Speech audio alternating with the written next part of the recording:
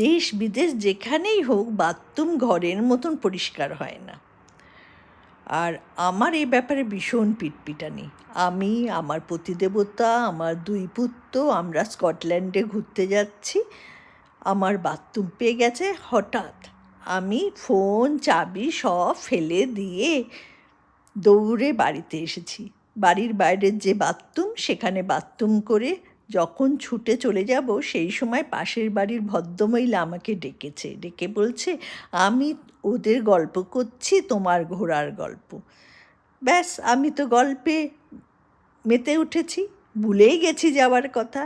যখন মনে পড়েছে দৌড়ে স্টেশনে গিয়ে দেখি কেউ নেই স্টেশনে। আমার 2 পুত্র, পতিদেবতা সবাই চলে গেছে। আমার তো মাথায় আকাশ ভেঙে পড়েছে, কি করব।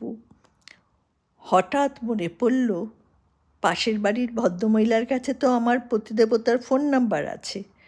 যাই উনার কাছে, দৌড়ে উনার কাছে এসে পতিদেবতাকে ফোন করেছি। পতিদেবতা বলছে, চাবি, ফোন সব নিয়ে আমরা চলে গেছি, তুমি কোথায় থাকবে আমার জানা নেই। রেগে তো সে তো আগুন। আমার তো হয়ে গেছে, কতদিন পরে আসবে, আমাকে এই পাশের বাড়িতেই থাকতে হবে। তো আমি তখন চিন্তায় পড়ে গেছি। পাশের বাড়িতে যে চাবি ছিল সেটা ভুলেই গেছিলাম।